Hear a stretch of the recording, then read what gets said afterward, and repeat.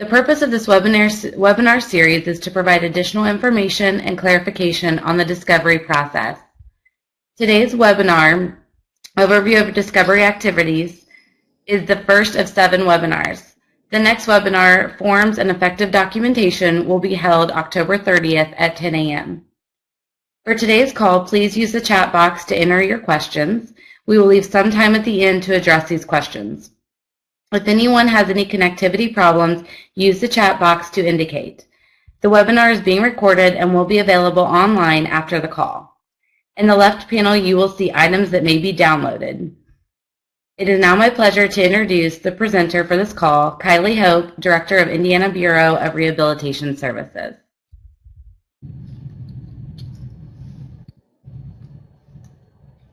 Good morning, everyone.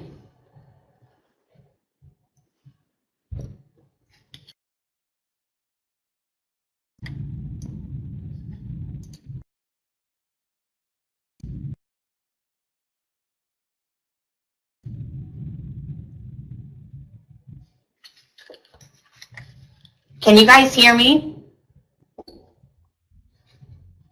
Yeah, we can hear you, Kylie. Thank you. I needed confirmation. Well, good morning, everyone, and thank you for joining us on the call today. I am excited to work with IIDC, and I first have to thank them and their wonderful staff for all their work of continuing to provide technical assistance. And we understand that this process was implemented in July and that there still are questions and change is difficult. And we are working through some of those kinks. But again, I think we all can agree that the model is focused to better serve consumers that are in our process for VR, and specifically those consumers that need employment services in order to get a job. We want to make sure that we have a process that works for them. I also want to make sure and remind everyone that this is the first of the check and connects that we are going to be doing. And for those, some people I understand may not have gotten the information, please make sure you share this information with all staff and all of your colleagues. We will continue to understand maybe where some of the missing links are to ensure that staff and VR and CRPs and employment specialists get this information, because I think it's helpful. So as Kelly indicated, there will be one next week on October 30th as well. And third, I'm going to do my best to answer questions today. As you know, there are some questions I may not have the answer to, ones that I will want to go back and review some items, and we'll be able to update them on the FAQ. For today's Check and Connect, we are specifically talking about discovery and the activities that go under discovery. I understand there are billing questions, there are mileage questions, there are various different types of questions.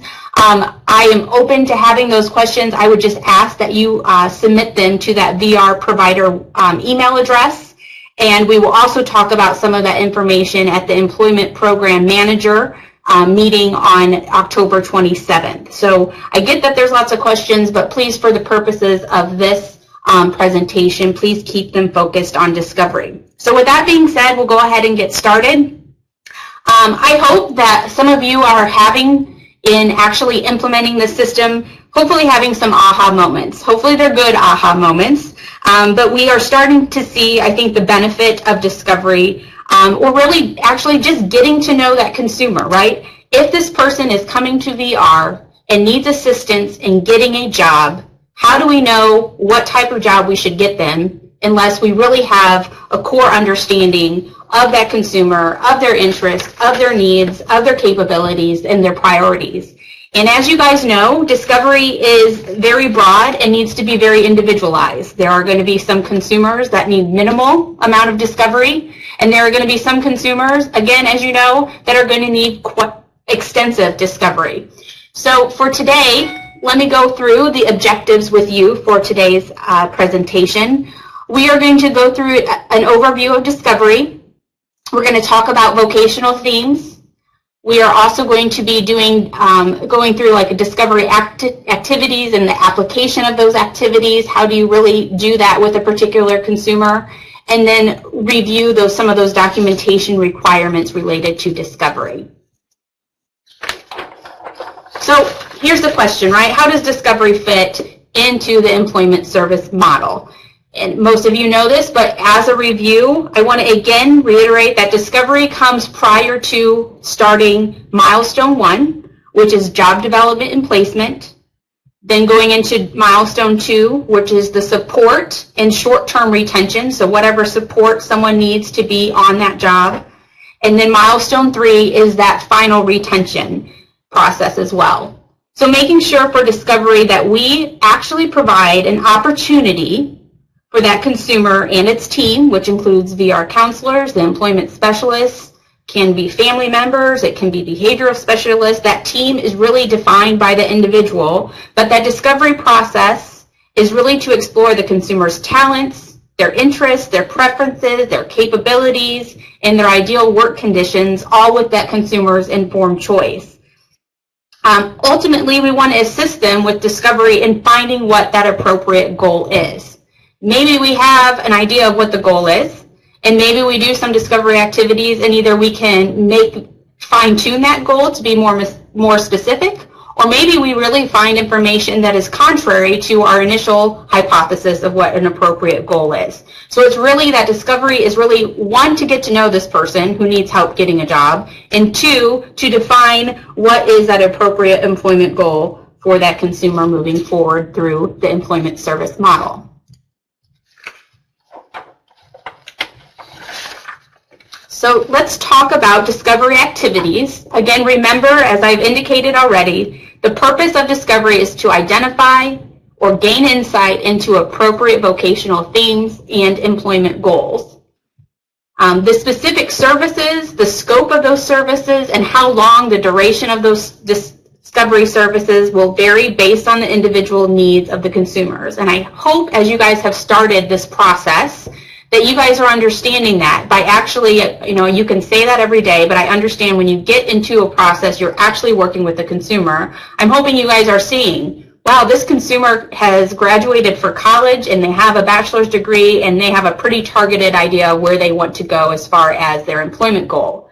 That probably requires very minimal discovery. However, there could be some benefit to that discovery in making sure we understand the labor market, or we understand maybe appropriate accommodations that this person may need as well. Or you may get consumers in the door that have no idea what type of employment goal they want, but they know they want to work and they haven't had the opportunity, or they need some maybe work-based learning opportunities to figure out what they want to do. So I hope as you started this process, you are starting to find out the diversity of discovery and how that is interchangeable depending on the person that comes through the door. Again, we've tried to understand that by providing a menu of services available to those individuals through vocational rehabilitation services. And we always have that catch-all, other discovery services, right? And sometimes it's going to that home and trying to understand things about that consumer that would benefit them or impact their employment goal. Or maybe that's going with them in their community in which they live to have a better understanding of their community and their transportation and their interests and the connections they have in that community as well. Those are also discovery activities that can be authorized under other discovery activities. So again, as you can see on the right-hand side there, we're starting to look at what? Those skills and interests. We're looking at personality traits. We are identifying what are those ideal conditions, right? And I say ideal conditions with the understanding that there are going to be consumers that may need to work in conditions that aren't ideal always, but we have to balance that, right? We have to balance what the job is and match with their disability, with that individual, and being proactively setting them up for success. Also then looking at vocational themes, and ultimately figuring out what that best employment goal is for those consumers. Again, those employment goals can change. They can be modified, they can be amended, making sure with the informed choice of that consumer. That consumer, as remember in some of those employment specialist trainings that we did throughout the state, the diagram that I provided or that pictorial I tried to paint in people's head of that bus. That consumer is driving the bus, and we are trying to help navigate them to find a job. So moving on to vocational themes. Vocational themes, I understand, is probably the newest concept for all of us here in Indiana. I understand we're having mic problems. Can I do a sound check real fast? Can people hear me okay? Kylie, I can hear you. Yes. I'm not sure. Maybe some feedback, or they might turn down the volume a little bit. That might. Okay. All right. I will move forward. Thank you. Sorry for that break. I just wanted to make sure people could hear me. So moving forward to vocational themes. Vocational themes are broad, overarching umbrellas that hold many jobs and fields. These topics expand the way we look at employment. So really for vocational themes, I think the purpose of this, right, is it forces all of us to explore what are some potential job opportunities or the specific themes then going into jobs. To me, I look at it like these blinders that sometimes we have on, and that the vocational themes forces us to take off the blinders to truly get a better understanding of this person and what their strengths and what their interests are. And I would say the vocational themes are very much critical for those consumers that may be in supported employment.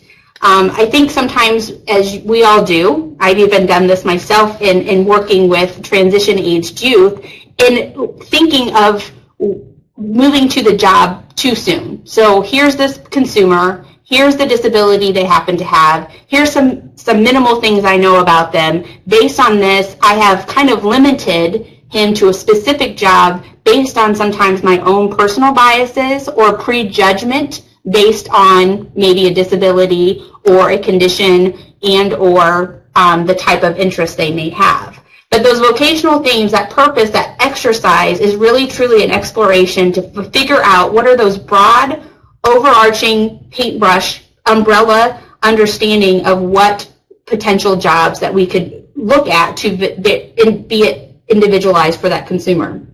So vocational themes are developed based on the information that you have captured through the discovery process. We want to, again, I think, avoid assumptions. So I think sometimes, as an example, even with consumers with autism, sometimes there's assumptions made that a consumer with autism, that means they probably are pretty good at memorization and data entry, and they probably don't like social interaction. Well, without having appropriate discovery, without having appropriate understanding of that particular consumer that happens to have autism, how then can we draw an appropriate map of finding an appropriate pathway for them by identifying some vocational themes and taking away some of those preconceived notions of what they can or maybe can't do. So in general, I think the vocational theme, and I hope people are starting to catch on, I think those discovery trainings that IADC has been assisting in putting on have gone into great depth with some of the vocational themes. So this is a beneficial activity as well for students. And I wanted just to take a break for a second. As working with students and youth, understanding the discovery process for them is also important, as that's kind of their plight through high school, is trying to figure out what are they going to be when they grow up. And some of us are still trying to think of what we are going to be as we grow up. But there's an opportunity, and I think it's important to stop with this vocational theme by understanding what services even we can provide to students and youth to help them explore what are their appropriate themes. And by identifying themes, maybe even early on in high school, we are then able to have maybe better even targeted approaches to appropriate job shadows and learn from that information and continuously whittle down what an appropriate theme and eventually employment outcome will be for them.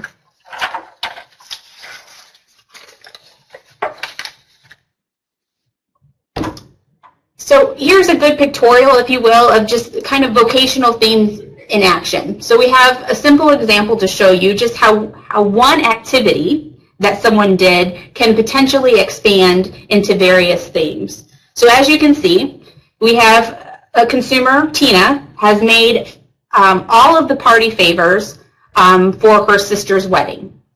So again, trying to think very broadly, so that's the first process in developing vocational themes, is to think broadly and then become more specific. So the broad theme here, we're calling celebrations, right? Wedding is obviously a celebration. The activities that go on for weddings are also celebrations. And that touches on various entities or celebrations. So birthdays, weddings, baby showers, and funerals.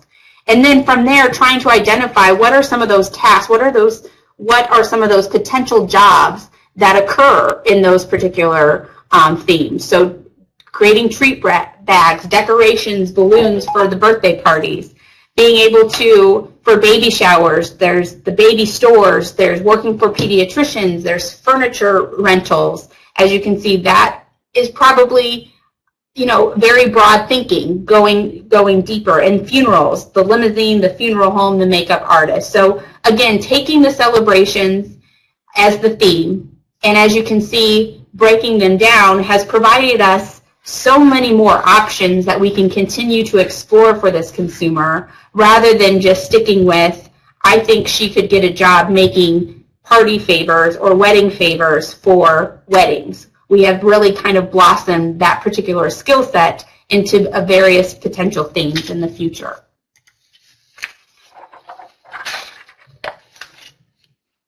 So again, reviewing again discovery activities, I hope you guys are gathering this. The purpose of those activities are to identify or gain insight into appropriate themes and employment goals for that consumer.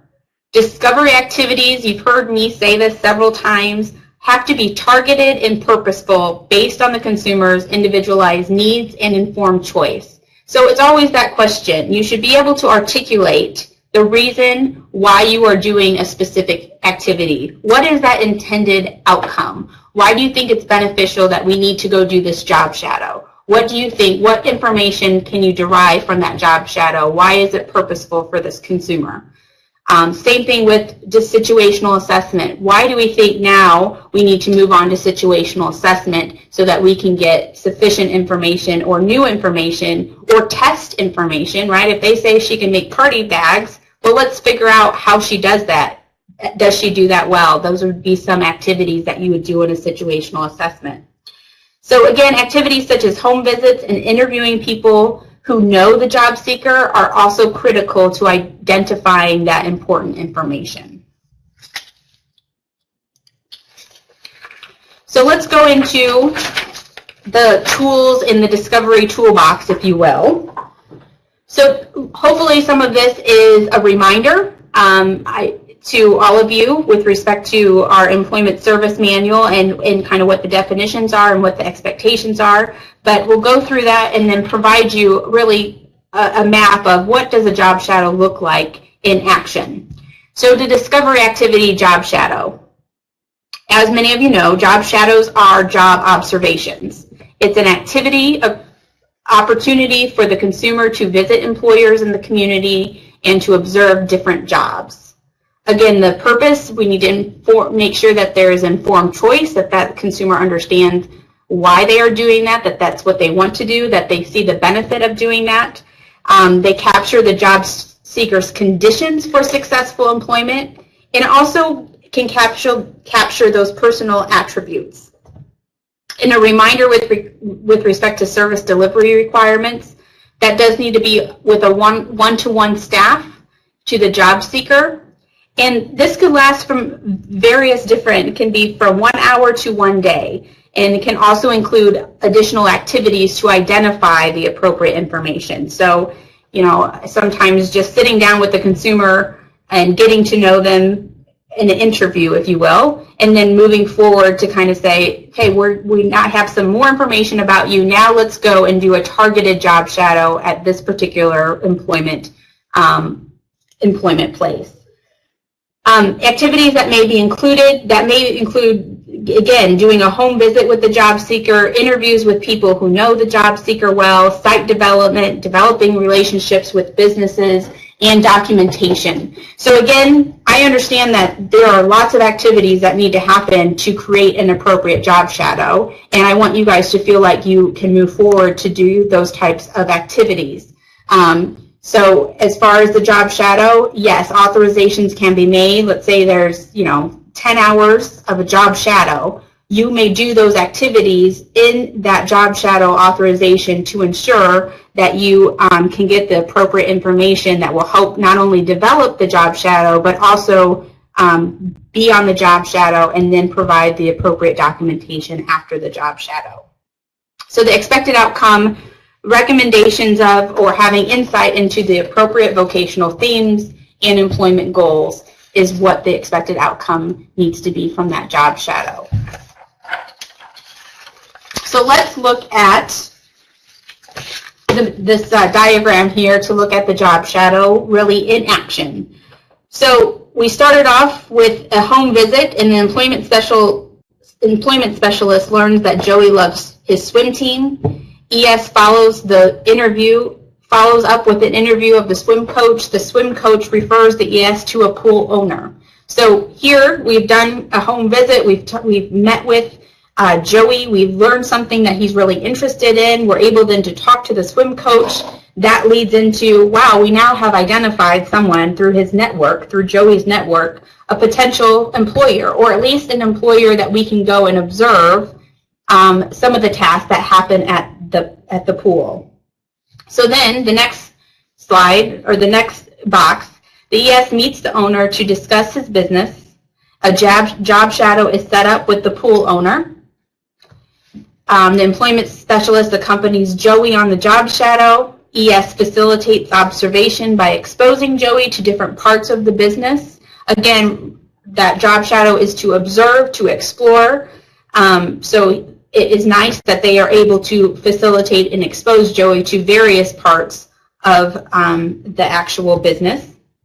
The employment specialist and Joey then identify several conditions for employment. Joey says that chemicals smell and that he just likes to swim. However, he was interested in measuring the pool chemicals and testing the water. So with that information, then the ES documents the job shadow process, documents the appropriate elements in the discovery profile, and provides additional insight into vocational themes. The ES then negotiates with VR, or comes back to the team to look at potential situational assessment for further the discovery process. And so really looking at that situational assessment, maybe with respect to measuring the pool chemicals, is that even a plausible task? Is Joey able to learn that task? And maybe what are those instructional strategies we can help Joey with to learn that, if that is a potential job?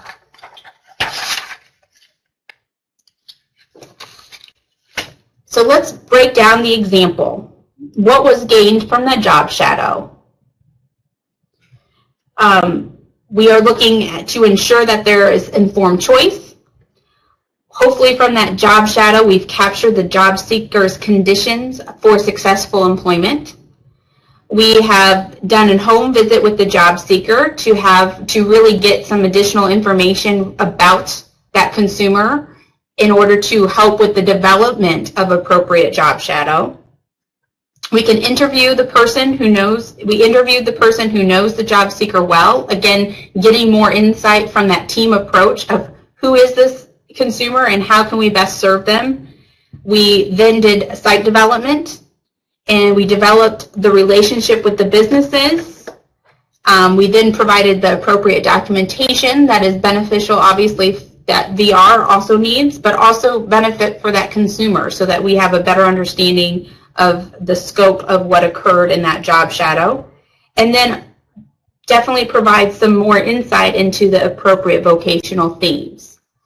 So with that being said, I don't want to just labor intently just about the hours, but for that example, there were 10 hours involved for that particular, for getting to know the consumer, to set up the job shadow, to actually perform the job shadow, and then provide the appropriate documentation and provide you then the cost at the bottom. So let's go to another tool for discovery. So situational assessments. The purpose of the situational assessment is to really then go from observation, where that job shadow is, to more of engagement in a particular activity. and the provider controls that task or environment. Okay, so the purpose is to capture conditions of successful employment, capture personal attributes, identify information about the work environment and or the job task, and learn about the employer or industry accepted performance standards. So again, understanding that this is going from observation to actually doing a specific task, and we're trying to learn either in that particular work environment with those particular tasks, how does that consumer perform? What can we learn from that quote-unquote informal assessment about that consumer and the vocational attributes they have or may need to develop? The service delivery requirements are, again, a 1-to-1 staff ratio and can last from 2 hours to 1 or more days. It really is determined by that consumer. Again, activities can include, you may have to understand, get to know that consumer to understand what are we even going to go and do? What activities are we going to test or do an assessment on? So interviewing with people, with a job seeker, understanding maybe you have a more targeted understanding of what specific task is a potential job duty for them, and being able to engage them in those particular experiences. Or if there are new experiences or novel experiences that we need to look at to better develop, that may be an opportunity to help them as well have a better understanding for that employment goal. And the expected outcome is a recommendation of or insight, again, into the appropriate employment goals or vocational themes. And it also, I think for situational assessment, this one is key to me, is that by doing those types of assessments, you are able to verify skill, also verify appropriate potential transferable skills, helps you understand what is the support level this individual is going to need if we find a job with these types of skills. And it also should provide you insight to appropriate instructional strategies. This person was able to do this independently. He didn't need a lot of instruction. This individual really had a difficult time doing this task, but if I put a visual strategy in front of him or prompted him through his iPhone for timing purposes or whatever it may be, that is really that situational assessment. That is really what we should be finding out about those consumers, so that when we do have the job, we have a better understanding of what type of support, targeted support, accommodations, modifications, we are able to do a better job when they have identified the appropriate job to set them up for success, and that we're not having to relearn about them to make sure we can give them a successful vocational environment. So let's talk about a situational assessment in action, okay? So let's say we're back at the house, we're doing a home visit. The employment specialist learns that Tina was her sister's go-to gal when preparing for her wedding. So kind of going back to that previous example. Tina was responsible for many of the detail-oriented activities, including putting together all 200 favors. This would not be a job I would want, by the way. Situational assessment, hours were authorized to explore options and opportunities. So let's look at the diagram. So the employment specialist asked Tina if she can show her what putting the favors together looks like, right? We've talked about this in previous trainings. Just because someone says they have this skill, if we need some more information about, okay, well, let's demonstrate, show me how you do this, it's kind of that always that check and balance to make sure if you say you can do this, let's kind of check, let's explore how you do it and to the degree in which you do that. Let's say they get supplies, Tina then puts together the party favor or the wedding favor, and the employment specialist takes a photo that gives you some demonstration of what they can do. ES develops 2 sites for situational assessments based on kind of that information that they gathered from seeing that demonstration. The employment specialist facilitates assessment at home, but does change the materials up a bit to assess kind of that skill level. Is she able just to do this specific party favor, or is she able to take direction, and is she able to kind of change things up and still make a very nice party favor? They also did ES facilitates assessment with a local wedding planner, and Tina assists with the preparation of a few favors in a new location. So what did we find out? So the ES and the job seeker debrief, the two agree that Tina did a great job in both assessments, but what we found out is that she does need help to know when products look acceptable or they look right. And using visual supports, they found out, was very helpful to kind of correct or assist in that identified need. And Tina said that she enjoyed the work as well. So when we're looking at, we've identified an instructional strategy there, that if we were to find a particular job that required some type of assembly, we know that she may be able to assemble it, but we understand that we need to find a way in which she has an ability to kind of check to make sure that her assembly is at an acceptable industry standard. So that understanding is useful in any future job she may have regarding any type of assembly. ES documents the activity and information gained, as well as the new vocational theme, which we are coming up with for that celebration theme. And the next steps are then planned with the VR counselor. What do we need to do next? So here's a breakdown of the example. So what was gained from that situational assessment? Well, you are, again, engaging in known activities. We started out identifying, let's see her actually do something she says she knows how to do. We then engaged her in a novel activity with new materials or a new way in which she needed to create something. And then we also engaged her in a novel activity at a different location. So sometimes that skill of generalization can also be difficult. But so that situational assessment tested both of those. We then captured personal attributes. We also verified skills. Yes, she actually does a very nice job putting things together, those party favors, those wedding favors. We also identified what are appropriate support needs and instructional strategies. And again, we identified what is a potential vocational theme, in this case, celebrations that we talked about. Again, looking at the information that we provided, and just for this example purposes, there was about 15.5 hours utilized in setting up this situational assessment for Tina and the employment specialist, and that those hours, as you know, are reimbursed at $42.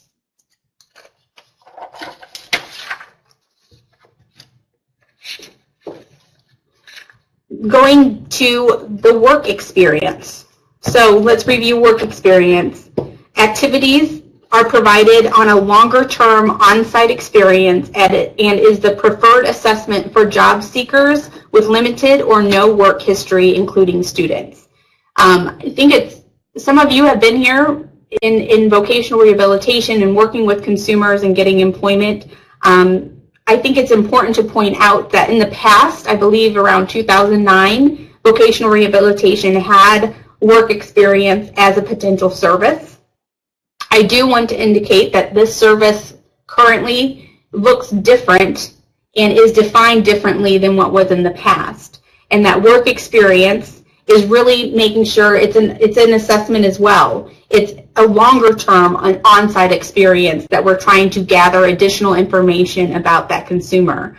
In some ways, I wish we named it work experience assessment, because it really is getting those consumers into work-based learning opportunities to explore potential jobs that they may or may have difficulty doing, and giving that information and putting that in that discovery profile to have it speak better to what are appropriate employment goals and vocational themes for that consumer. I will stop and say that I understand there is confusion regarding work experience, and we are working with the rate reform group, and we've talked about that, and I understand that probably some added guidance is needed, because I also know that some consumers need internships, and that's different, and I can explain that through other guidance which will be forthcoming. So back to work experience. The purpose of the work experience, again, is to explore a job firsthand in integrated setting. They need to identify the interests, career goals, abilities, skills, ideal work conditions. What are those support needs, and what are those training or instructional strategies needed for them to be successful, not only in that particular work experience, but again, that information should be helpful for when they actually do get a job in setting them up to be setting them up for success. Service delivery for those requirements, again, are a one-on-one ratio. It does not matter. It can be paid or unpaid. VR specifically does not provide funding for that paid work experience, but some employers do, and I also understand some CRPs do pay consumers for work experience, and that is acceptable. They also interview with someone from the business. The provider has that on-site 75% or more of time on site to do that assessment, to observe that consumer in those varying different job tasks.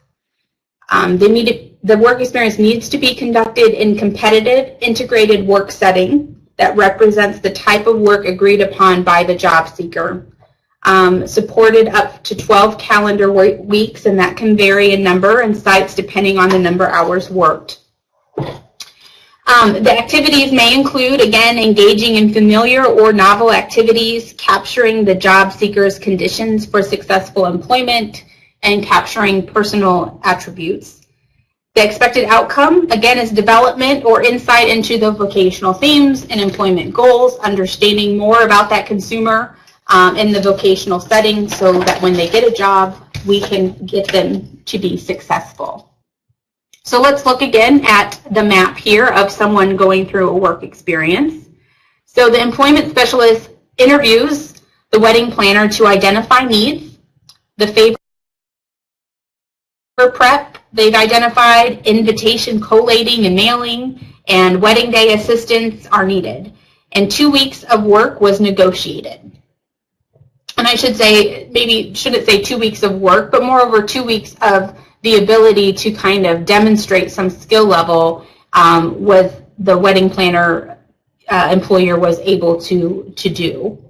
ES observes the planner in activities to develop a task analysis and provide the visual supports. Again, what they learned from the situational assessment was that visual supports were key in making this consumer successful. So as you can see how that information from a past discovery activity is now being utilized to set them up on a work experience, a longer duration, to see if they are now able to tap into various different tasks as invitation collating, mailing, wedding day assistance, and favor prep. So we're now expanding what are those job tasks and what are the ability and interests.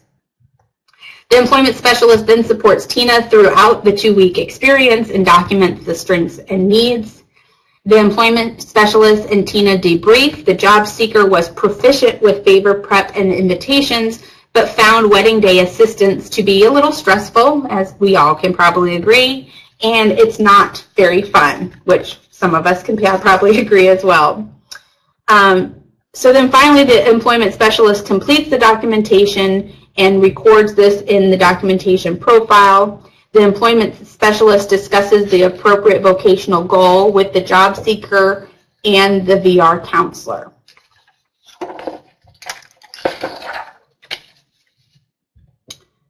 So let's look at the breakdown then of the work experience example. What was gained from that work experience? Well, hopefully it gave that consumer that had little or no work experience some first-hand work experience. What is it going to be in a job, in an integrated setting, with varying tasks that we need to explore to see that consumer skill level? What that work experience also did is that it confirmed skills, the support needs, the training strategies, and ideal work conditions for that consumer. We developed the employment goal, being able to probably better target what is that appropriate employment goal. And we also developed a relationship with a potential employer or a potential industry that they may know someone that may know someone that is looking for a particular employee of that with these particular skill sets. Again, going back down to the hours. So for this 4 hours of development. This particular, they did 2 weeks at 6 to 10 hours of support for a total of $818. So as a potential payment point for work experience for those consumers that need it. So let's look at other discovery activities that, big ambiguous umbrella of potential services. But it's there because I know that there are things about individuals and we know about consumers that may not fit into one of our little boxes. And that's okay. If it doesn't fit into a box, we need to get together as a team, VR counselors, the consumer, the employment specialist, to really figure out what are some other activities we need to do. We need to find out about this consumer to help better identify vocational themes, to help better identify an appropriate employment goal so that we can do a good job of identifying and getting them a job. Again, the purpose of other discovery activities varies depending upon the job seeker's needs. Service expectations, the VR counselor, on those that don't have specific expectations in the VR manual, the VR counselor and really the team needs to set the expectations. As I said earlier, why are you doing this activity? It needs to be purposeful. We think we need to do X because I want to explore and understand the outcome of that particular activities.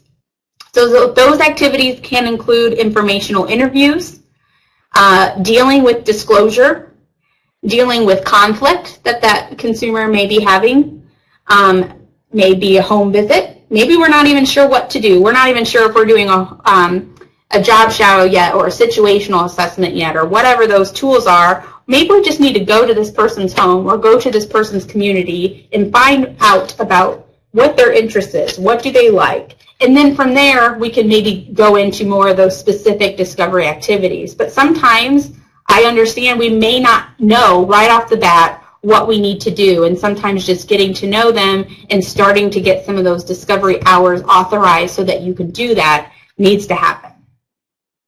It can also include career exploration and other activities that make sense, as I indicated, to further that discovery process. So what is the expected outcome? Again, it's a recommendation of or insight into that consumer's potential employment goal and vocational themes. So let's look at potential other activity in action. So Tony has a diagnosis of bipolar disorder.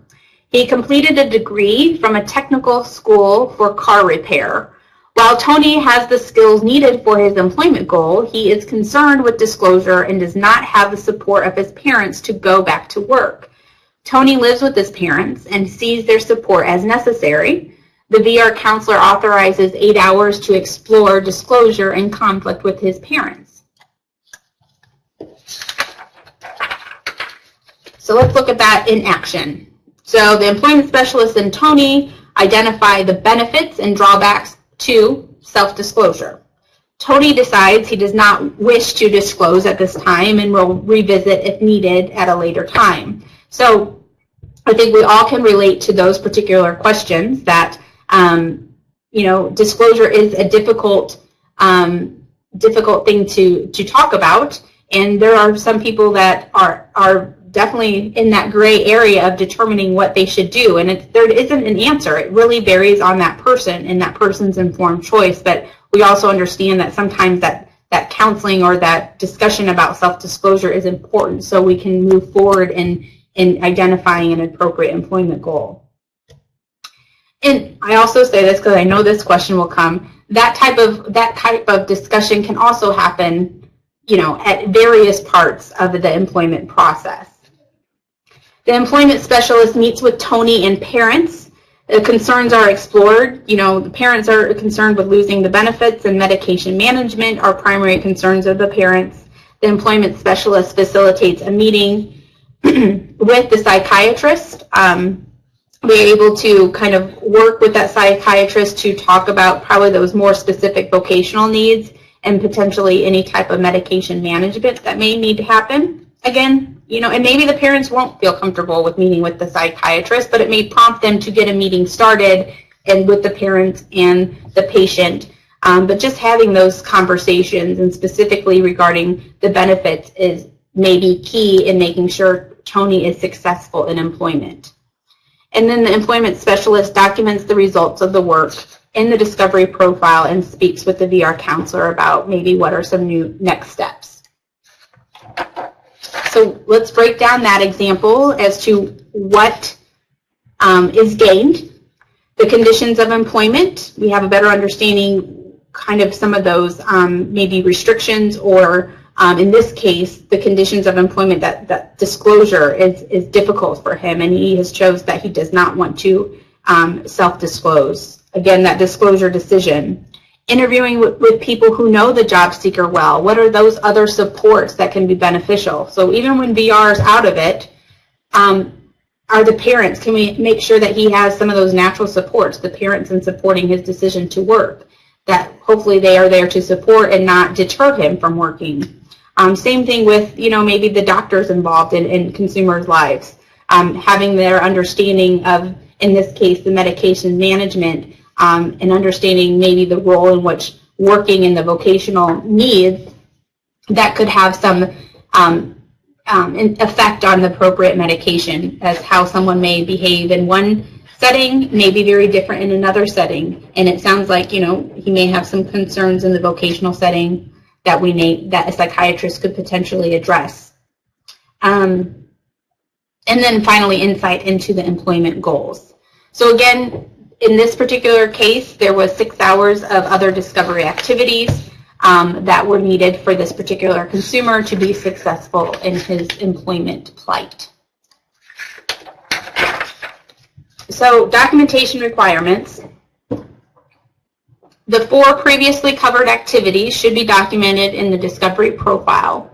So as most of you guys are familiar with the discovery profile, we want to make sure the location, date, and duration of each activity is stipulated in the discovery profile.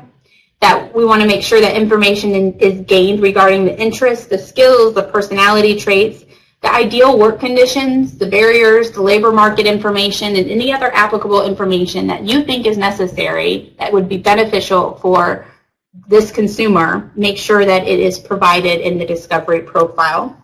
I understand we are also working to finalize an example discovery profile so that people have something to go to kind of assess kind of the expectation level. So I also understand that that's probably some questions. I know I've had several of those questions come to me, but we are working to finalize an example discovery profile that should be available soon as well. Discovery profile should be submitted monthly with updated information, with appropriate updated information. Lastly, vocational testing. This probably goes without saying because most of you guys understand what vocational testing is, but simply it just is a very broad term and can include various different things. It's utilized to assist in evaluating and identifying a job seeker's vocational strengths, aptitudes, abilities, capabilities, interests, academic skill level to identify an appropriate goal.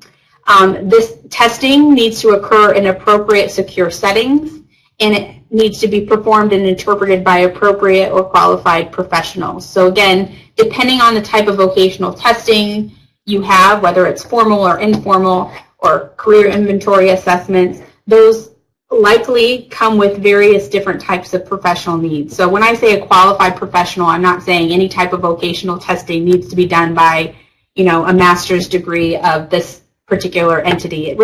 There are some tests that require, because it's norm reference, a type of professional to administer that, but there are, as you guys all know, there are various other types of vocational testing that we just need appropriate staff to do. So the expected outcome is really to identify appropriate employment goals based on consumer-specific information and the local labor market. For the documentation of vocational testing, if we're doing formal written report, to have that done within 1 business day of the test completion. That report should include at minimum specific information on the consumer's current and projected abilities, interests, academic functioning. The report should also provide evidence supporting the viability of the vocational goal based on current local labor market analysis.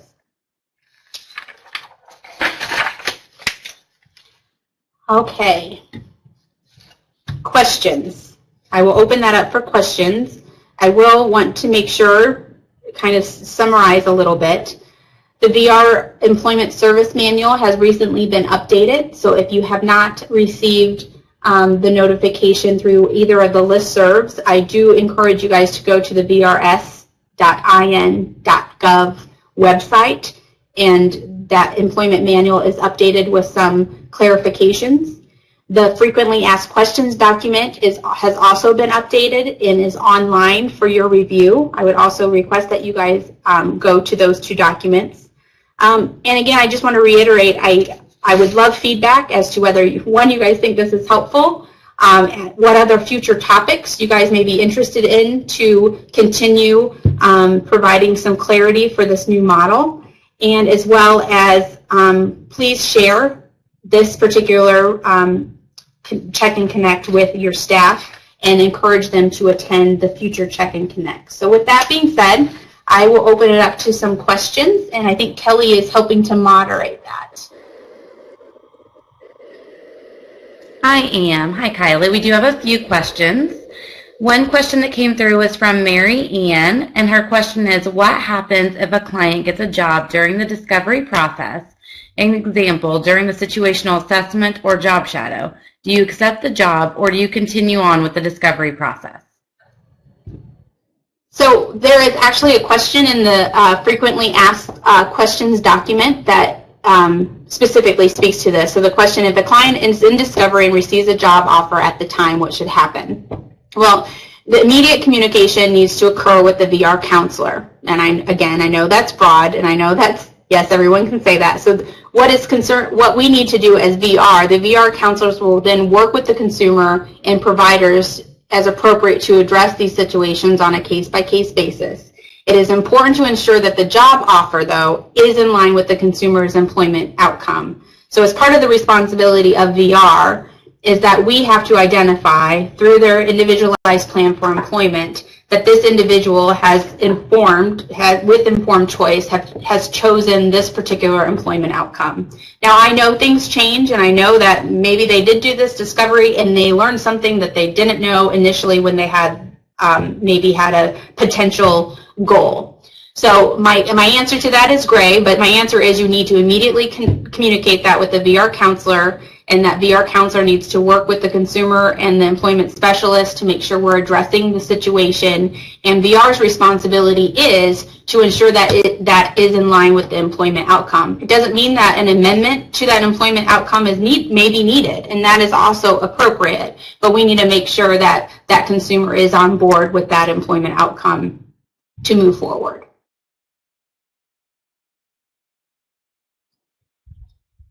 Great, thank you.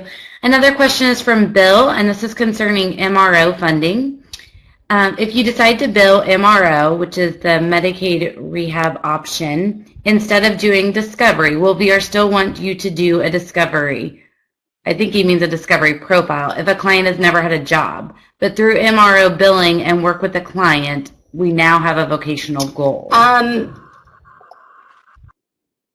be fair, I think Bill asked that question. To be fair, I'm not the expert in MRO funding.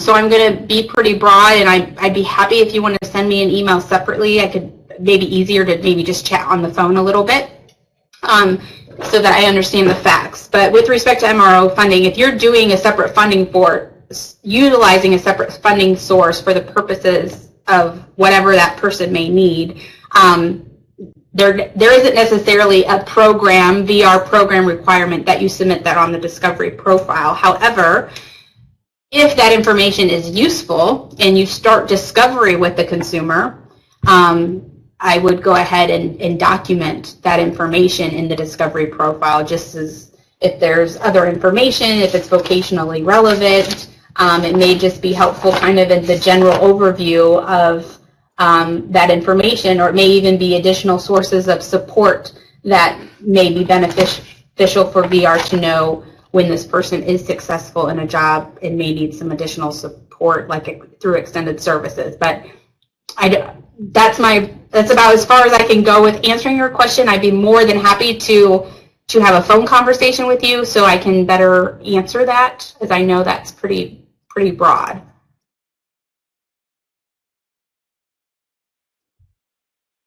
Thank you.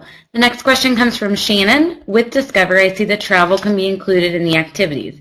Could you clarify if travel with a client is an allowable service? For example, are we able to pick up a client and take them to the job site? So are you able to pick a consumer up? I mean, that goes to the provider's policy. You are allowed to get paid for mileage. I think the question comes in, there is not travel time tied to your time in the car with the consumer. So yes, you are able to be paid mileage reimbursement for the services, for the Discovery services that you provide. And with respect to picking up consumers, I think that is a provider policy question.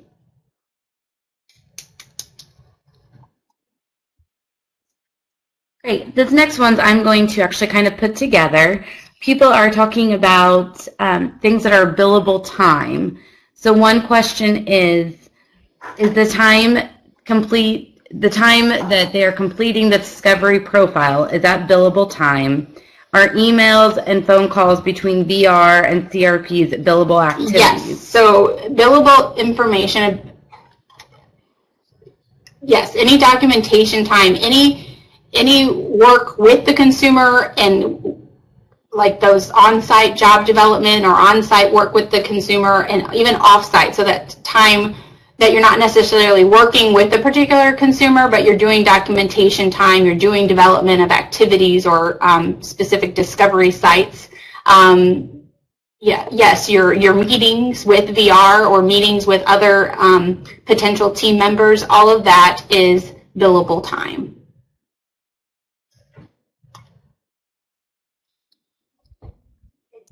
And one final question we have from Johnny. Can I step back real fast? So let me identify what are non-billable activities, because I think that may be beneficial. So non-billable activities include travel time, as well as activities that are not consumer specific, such as public relations, community outreach and education, in-service and staff meetings that are CRP specific, and staff development and training that is the community rehab provider specific. So I hope that provides some additional clarification.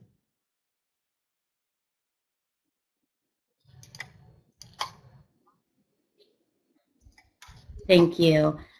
One question from Johnny. Is it possible to get more than one activity authorized at the same time? Yes, you may get more than one activity authorized at the same time. I think the question is, we need to make sure, again, that the activities are purposeful and have an intended outcome for that particular consumer. But yes, more than one activity may be authorized.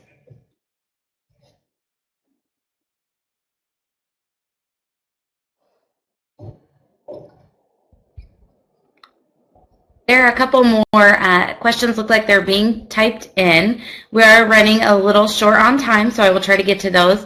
But I did want to remind everybody that on October 30th, we will be discussing more about forms and documentation, and Kylie will also be presenting at that one. So if you guys have questions concerning those, hopefully we can answer those next week for you. Just a couple more questions, Kylie. Andrew's asking, so we can bill hourly Discovery codes for time spent updating the VR counselors on the Discovery activities. I think he just wants just a clarification. Could you repeat the question? Sorry. No, you're fine. I apologize. So we can bill hourly Discovery codes for time spent updating the VR counselor on Discovery activities. I mean, yes, you're part of that team. That's kind of that off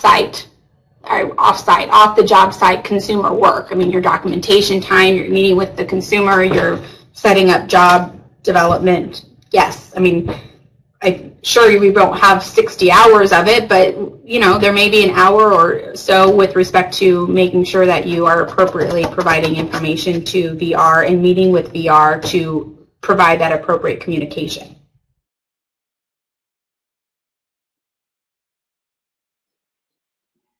Okay, and as Kylie stated, she has put some new forms and information on the vrs.in.gov website. So some of these questions I know can be answered on there, but one question is from Sherry. Can a vendor bill for hourly services in 15-minute increments? In 15-minute increments, you know, I'm going to have to, I don't want to answer that because I need to go back and check. As you guys know, I'm not in the field, and I don't want to answer something that I can't verify. So I know the total number of minutes are added. So we're really looking at any fraction, kind of looking at the total of 15 minutes. So if it's 15 minutes or more, that is always rounded to that nearest half hour, 1/2 hour total. But I'd be happy to take that question and give you guys a more specific answer. I just don't want to answer it and be wrong.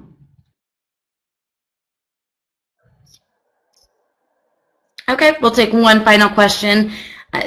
They are asking the difference between a trial work experience and a work experience. Okay, that's a good question. So a trial work experience is not a discovery activity. Work experience is, as you know, is a discovery activity. Trial work experience should only be done for consumers that VR is questioning whether or not they can actually benefit from VR. Meaning we feel that there is a feeling that this consumer is too significantly impaired to be able to go and get a competitive integrated employment. And so a trial work experience is a nuance of federal law that says you have got to go and do this assessment, a trial work experience. You have to come back with clear and convincing evidence that says either this person can work, and it may be a small number of hours, but that can work in a competitive integrated setting, or we feel, based on this assessment, a trial work experience, through that process, we feel this consumer is not able to benefit from VR. Therefore, this consumer we would be denying them eligible for VR. So a trial work experience, while may have similar components to things that we do in discovery, the nuance of trial work experience is very different and for different purposes. You are determining an eligibility of a consumer with a trial work experience rather than determining what an appropriate job is for that consumer.